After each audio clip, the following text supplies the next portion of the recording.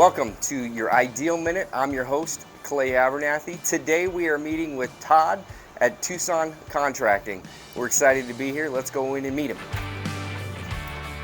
Hey, how's it going? Doing, man. Good Clay. to see you, Todd. Nice to meet you. Yes. Hey, thanks for having us. We appreciate taking the time. Started doing this right out of high school, and worked for a few other people. And then in 2005, I started another business, and in 2008, it decided to go away, just like everybody else's did. Was it a contracting business too? Yeah, we were building spec houses all over town. 2008 was a tough time to build spec houses for sure. Yeah, I started building. The first one I built was in 2000.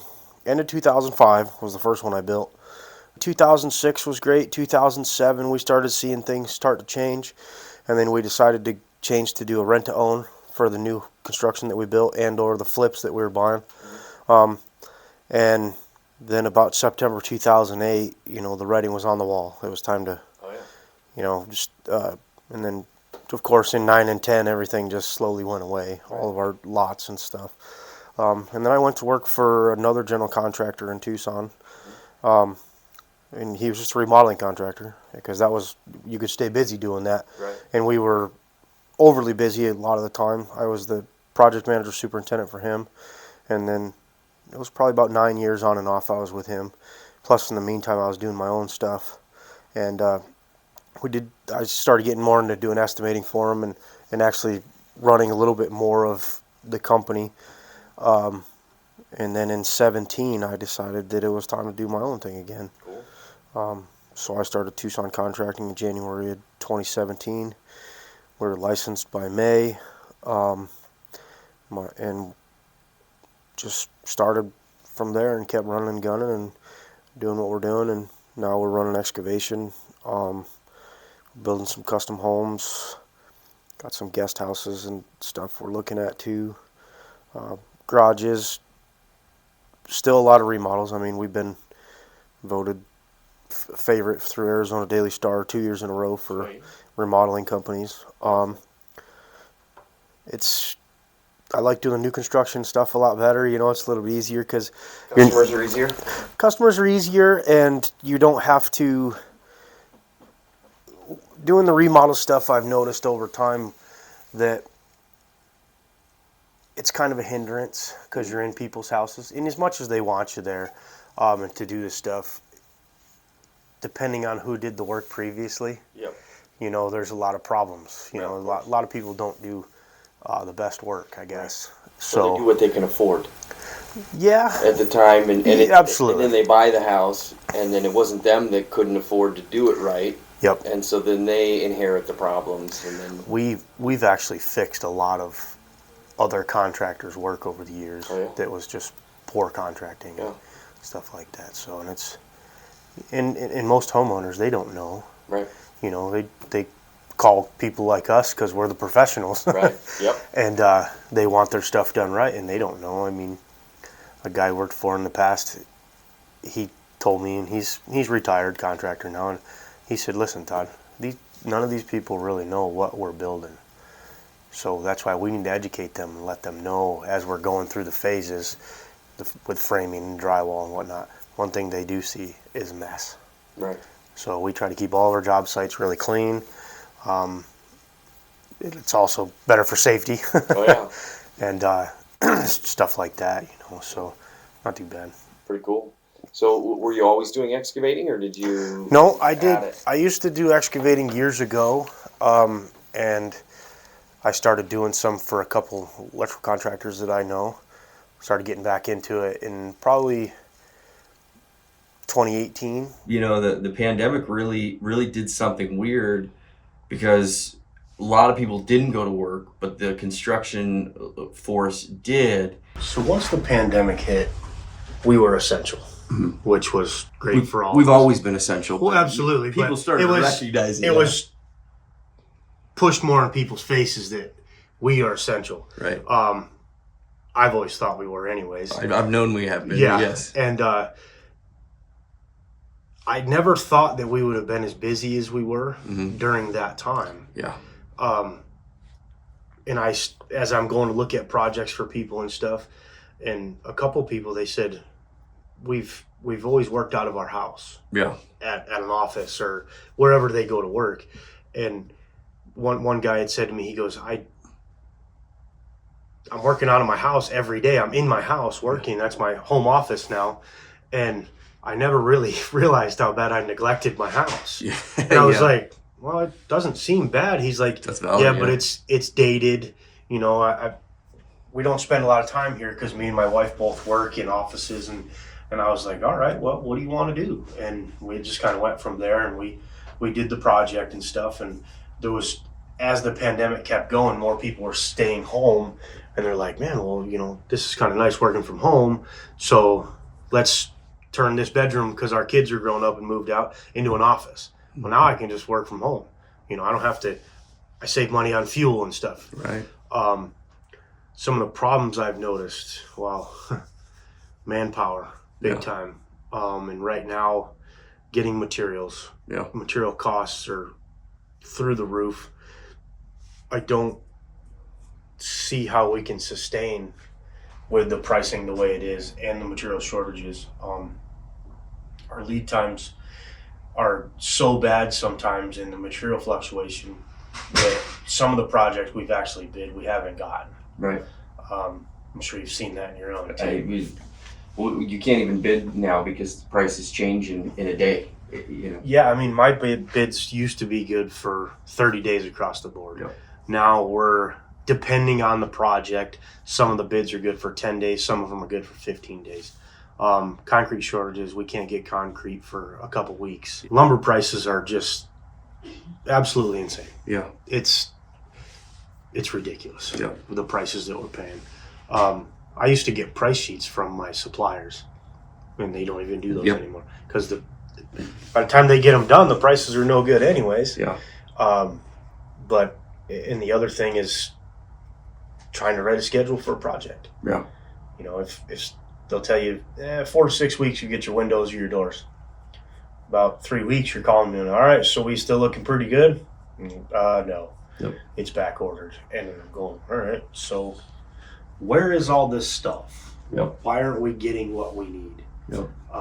And then everybody's just so busy that you can't. At the beginning of a project, I'd sit down and try to write a schedule from start to finish and an estimated completion date, but I don't even do that anymore. Right. And I've talked to a couple other contractors, and they're the same way. We still kind of do it, but Right. nothing's in ink. So writing your contracts are different now too. Same with billing. We've always done a percentage to start, percentages completion Right. upon completion of certain trades and whatnot. And to even do that anymore, it's hard. So Right. now we've actually changed to billing per month, because a job that would take you 2 months before is now turning into 5-6 months. Right. So, and if you write it the way we used to, you know, okay, we need 20% after framing. Right. Well, you might not be done with framing to get an inspection. I had partners in my previous business. It was good till it wasn't no more. Right. You know. And Dan, you know, me and Dan just, you know, the thing about me is that I'm like, we got to do this. He's like, you can't do that. And I was like, yeah, we can. Let's figure it out. And, Watch you know, me. Yeah. I'm gonna figure out a way to do it. And he's always like, you can't do that. And I'm like, yeah, we can. And then, Yeah. but his way of thinking of all of the experiences, I mean, he's had so many, and I'm like, no, let's think about this and do this out. And somehow we come together and we've done some really cool things. And so, Right. we about 2017, it was 8. Let's see, we've been 5 years, and man, construction's tough though. I mean, it's It's up and down. Sometimes I've found this is my 23rd year in the trades, I Right. guess. I've found that it's really up and down, and when you're making the good money, you need to rat hole it, right. because there's going to be rainy days, we'll call it. Yeah. You know, there's going to be bad times, and I've over the years done stuff with people, business wise and or just seen other contractors that start making the money, go buy new cars, new boats, Oh, yeah. new toy haulers and trucks, and and all that stuff. And we all do it to a certain extent, you know. You start living beyond your means. Oh yeah. And some are way beyond their means.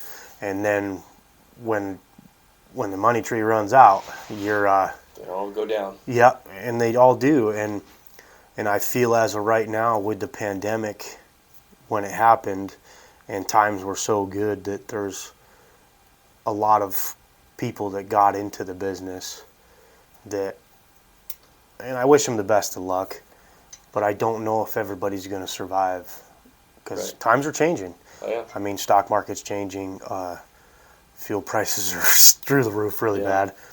bad. You know, and hopefully we can withstand. Right. I mean, 2008, I couldn't. It was there and then it wasn't. Right. So I guess we'll just see what happens in the future. You know, So what are some of the things you're doing to try to combat that stuff? a recession. Yeah, or the high gas prices, the trouble with workers, the fluctuation. What are some of the things that you're doing to We've counteract that? obviously we've raised our prices. Right. You know, because you can only sustain for so long yet. Holding your prices. We've added material fluctuation clause to our contract, so that way, as the things go up, you know, we have to bill for those. Right. Manpower wise, we've moved to a little bit more subcontractors versus in-house. I mean, we used to self-perform all of our smaller framing, door installations, window installations, drywall stuff. We even would pour concrete. And now I have 2 guys that are working for me. I could Right. put on about 10 more. But it's just hard to find them. I mean, and being in the trades is, I've made a pretty good life for myself. You've made a pretty good life for yourself. We're not worthless. That's been proven. Right. I, We're the most important. That's right. And I just feel like over the last 10, 15 years, whatever it's been, that so many people have pushed everybody from going into the trades because, you got to work hard and everything's computerized and video games and all that stuff. No one wants to work hard anymore. Right. But hard work is always pays off. Oh yeah. So you can make a good living, and if you learn a trade, if you become an electrician or a plumber, a carpenter, and you know the trade, you can go anywhere in the country. You don't have to stay in Tucson. Yeah. You know, the union stuff here in Tucson, from what I know, isn't very strong. Right. Well, Arizona being a right-to-work state. But you don't have to have a journeyman's card, and you don't have to go to college to know how to run jobs. Right. All I've ever gotten was on-the-job experience, and we seem to do pretty good. Yeah. Oh yeah. So, and surrounding yourself with good people too. That, a lot of these older guys that were in the trades as we were coming up through, Yeah. They're retired. Yeah. So now it's us. So Yeah. now we got to teach these kids. Yep.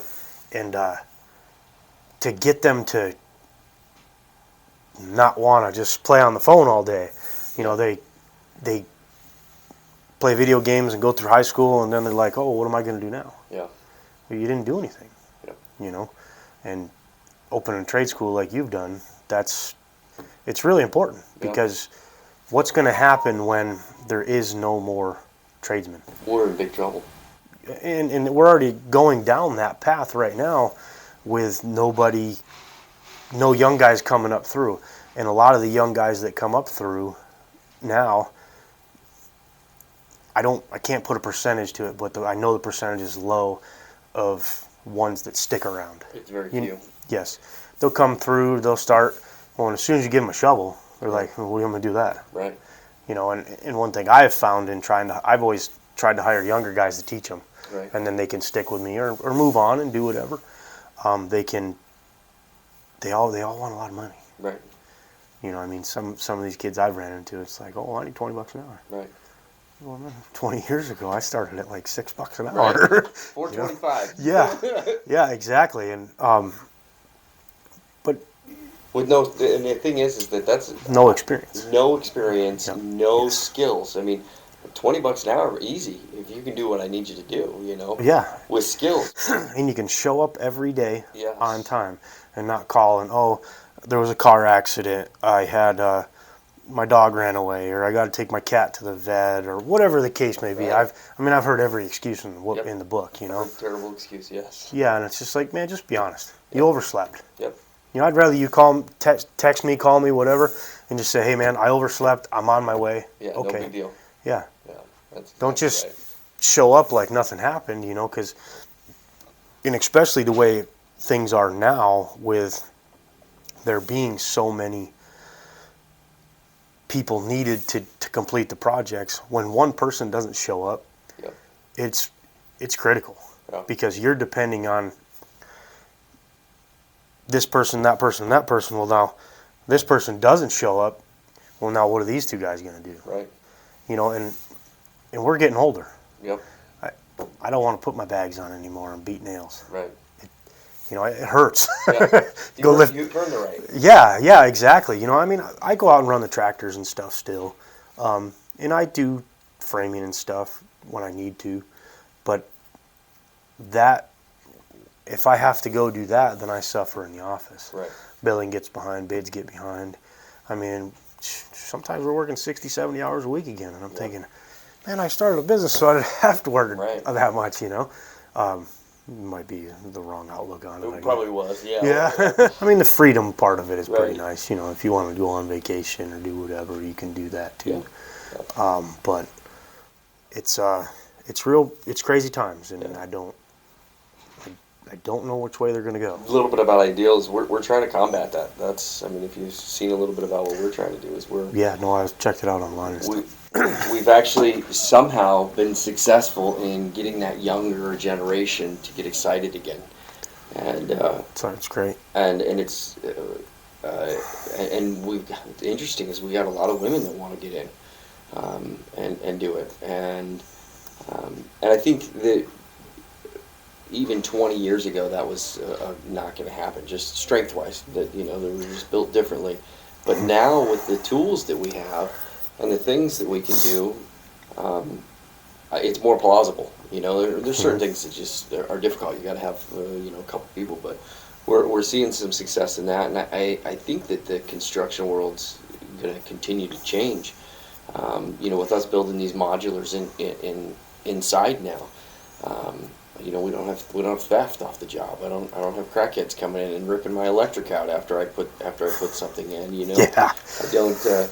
When we leave, we come back, it looks the same. And it's been a very interesting thing that I've learned in the school and watching these kids build. Is like, okay, well, it's the same as it was when you left, which is very exciting. And You don't have to worry about people going on your job and somebody getting hurt for lawsuit purposes. Right. And I mean, we've over time, we'll get to the job, and people didn't steal stuff, but they bring their friends in because they want to show them what's going on in their the neighborhood. excitement of their job. And it's like, look, I get it, and Yeah, that's awesome that you want to do that, and I like it. But it's like, if you get hurt or if somebody didn't clean up, because you can only manage so much, some people are going to leave a piece of wood with a nail sticking up out of it, and then somebody steps on it, and then all of a sudden, oh, well, blah, blah, blah. And it's like, oh, man, come on. Right. Just call me and I'll walk you guys through the job, And then that way I don't get a phone call with 20 questions at the same time. Right. We can walk you through the process, let you know what's going on, what stage we're at. And if a lot of times for us, I have the customer, they supply like their plumbing fixtures and finishes and stuff like that. Right. Because at this point in time, I don't know about you, but I'm not getting much of a contractor break anymore. Yeah. They're kind of gone, Nope. So I just tell them, look, if you see something you like, just buy it, because it might not be there in 2 weeks. Yeah. So they've been doing that, and it's like, oh, hey, well, we need this and we need that. Okay, great. And then we can get that stuff going so we can keep the project moving. So what are If you were going to get more jobs right now, what kind of job? What would you say the Tucson contracting is your best thing, the thing that you guys can do right now, in all of the struggles that we're having. I find that there's certain things that we're able to get done still better than other people. What would you say Sure. that for your business, you could bid out pretty quickly and get it done pretty quickly for maybe it's another contractor, or maybe it's a client. What's something that you guys are? I also have another contractor that's a design contractor that we sub off of. Mm, We do their framing, drywall, doors, windows, concrete. The interior design firm that's a design contract, design and construction. Um, we do a lot of work with them, and most of the time we turn their bids out a little bit. I mean, they're kind of our bread and butter. Right. I've even when I was with the other company, they were my client at the time. So we do a lot with them, and the excavating stuff's a little bit easier to turn out the numbers also. And most of the time we can jump on that pretty quick, depending on what's going on and where equipment's at. And a lot of times we don't supply materials for that. right. The plumbing contractor, electrical contractor, they do. Even the concrete guys, we just show up, dig footings, and we can usually get dirt rattled pretty good for building pads or grading. And the prices aren't cheap, but we can get the stuff. Right. Some of the framing stuff, like patio covers and stuff, we can turn those out pretty good, pretty quick, depending on material supply at the time. Most of our lineal footage of wood, we still get pretty good. Some of our plywood sheet goods, we've trying to keep the price fair for our customer and Right. for us. Like OSB was hard to get for a while, so you got to change to plywood. Yeah. When some of the plywood we're getting, the 4-ply stuff it's good, but when you walk on it, you might feel like you're going to fall through Right. the roof. A little squishy. Yeah, absolutely. Plywood clips and everything, and even over nailing, it just not the same. Right. So some of the sheet good stuff has been, like I said, hard to get. Indoors and windows, if it's entry level stuff that we can get at Home Depot or Window Depot or any of the local places like that big box stores that have stuff in Right. stock all the time. Anything we got to order, we've struggled with that. Right. So what's something that customers, and this isn't just for just your company, but just everybody Sure. out there that might watch this. What's something that you would like customers to know? And I actually think, what's interesting is I actually feel like customers, because of what happened, they go to Home Depot, they can't find anything. They see Yeah. the shelves. I actually think that that's actually been a blessing for contractors, because the customers are a little bit more understanding, or maybe it's that we're better at saying, hey, well, it's just different. Like we literally, scheduling is extremely difficult, because Sure. one day I have 5 guys, and then the next day I have 1, and then I get back to 5, and then I got 1 again, because they're getting poached off of everybody that's out there. Yeah. So what's something that for people who don't know what it is that we do as contractors, as far as a recommendations for customers that are getting their house remodeled or a house built, what's some advice you could give them to make it easier for them to bear with contractors and construction workers and subcontractors now? Maybe do a little bit more research on material costs. Even if you just jump on like HomeDepot.com or Lowe's.com or something, or go to the store and just walk around. Look at the prices of sinks, faucets, your tile, carpet, lumber, Right. a bag of concrete. I mean, it's pretty obvious that a bag of concrete's 80 pounds and it doesn't do much for you, Right. one bag, right? And look at the costs and look at how much is not on the shelves. Maybe just a little bit more self-education, Right. so that way when we go there to meet with you and go through your project, you have a pretty good idea. And I've had quite a few clients that in the past few months that are like, and I'll tell them, look, here's the deal. Costs are high, time frames are long, and they're like, oh, I know. Right. I get it. I get 100%. And so I'm just, okay, as long as you have some sort of an idea. And then some people, they have no clue at all. Right.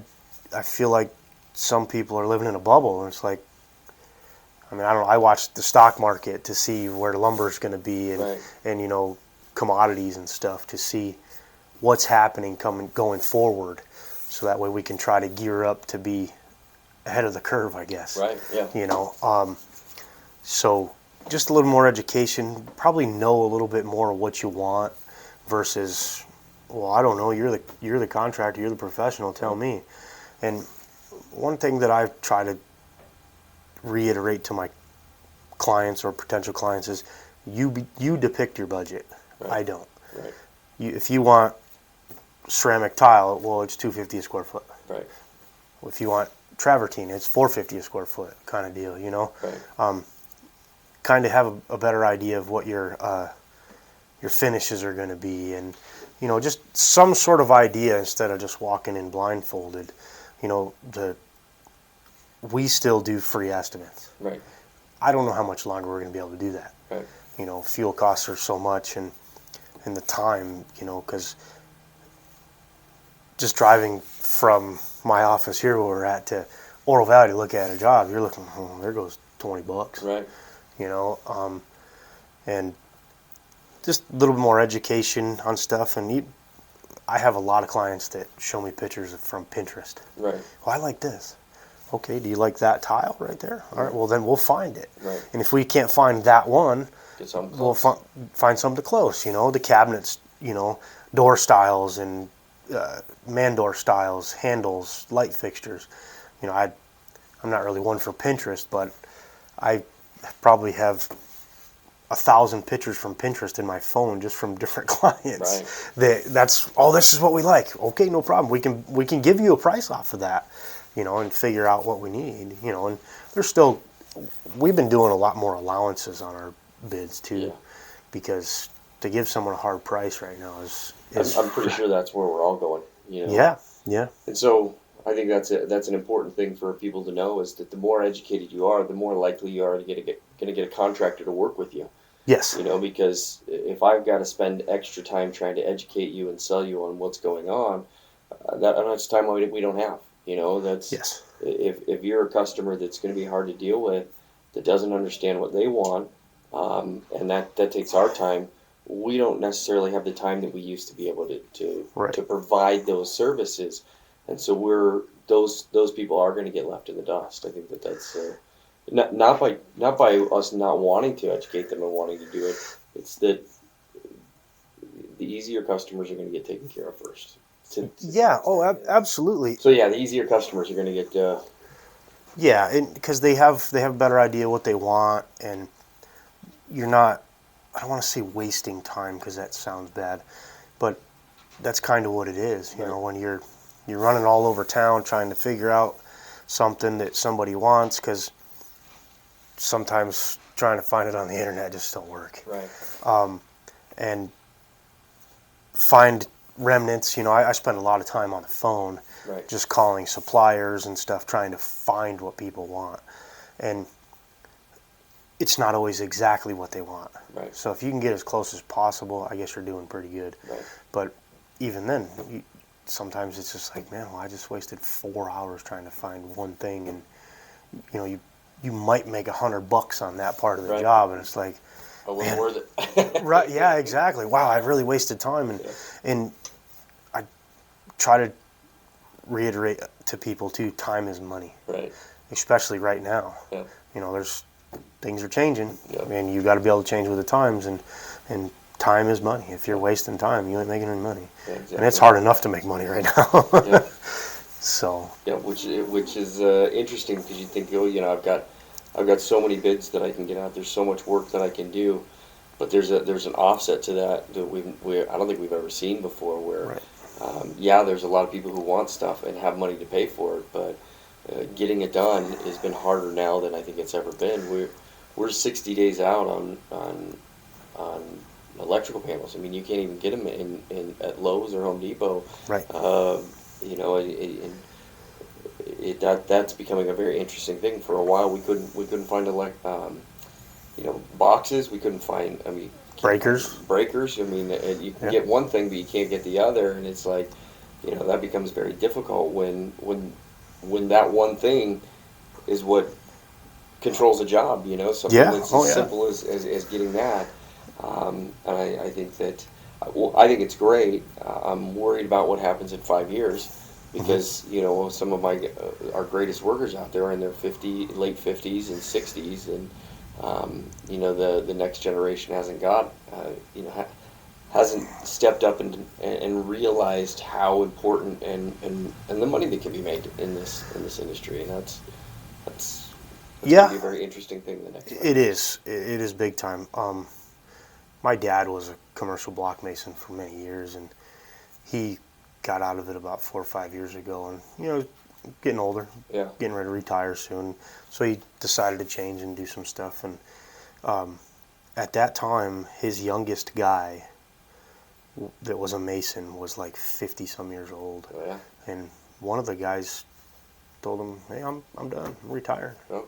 And that was his lead man. Yep. And it's like, well, that guy's critical, you know, because the pecking order, you know, I got to do this. Well, you're laying block with the guys because you're the lead man and watching everybody doing that, and we've had that over the years too with different trades. And I mean, some of my subcontractors, we've been doing business for so long, and now they're just gone.